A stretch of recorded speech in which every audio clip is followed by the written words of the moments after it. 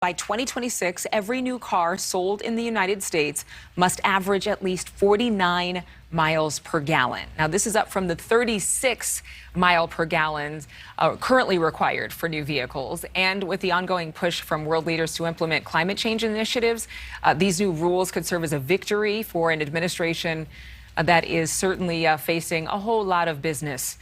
There are so many things to face in the inflation front, and then high gas prices are certainly something that we're all trying to hope and pray come down. Coming up right now, let's talk about it.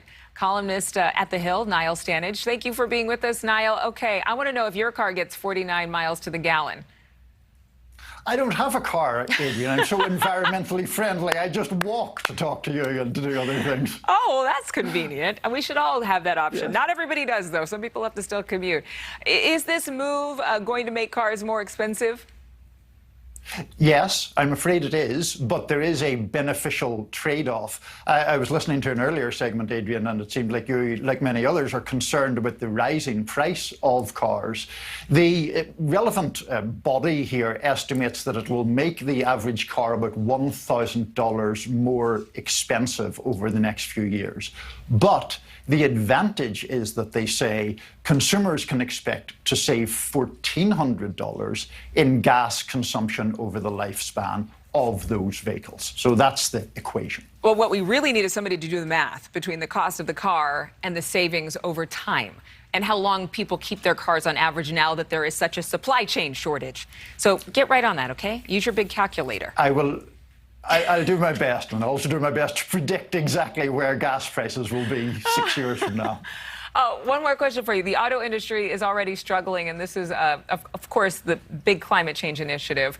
But do automakers, do they need a break? I mean, they've been going through a lot to adjust to the signs of supply chains and the signs of the times. So are they going to be hurt by this? Well, they are going to, it's going to add to the challenges, and those challenges trickle all the way through the supply chain. So the main criticism we're hearing from this is from car dealers who are worried about the price increase that we're just talking about.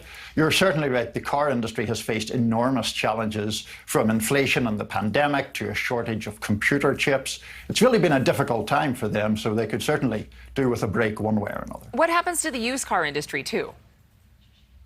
The used car industry is still, prices are very elevated there because of all these issues where there's just a shortage, essentially. So people have actually seen the value of used cars going up. I guess the hope is that as the supply chain eases, new cars will be then more widely available, and it will reduce the squeeze that sends prices up. But that has not happened yet. Yeah, it would be interesting to see if the prices shift because of these new standards for new cars. Nobody's going to eliminate the used cars. That industry has been booming because of the supply chain shortage. Thank you so much for watching. Make sure to click on the red subscribe button below so you can get more of NewsNation's fact-driven, unbiased coverage.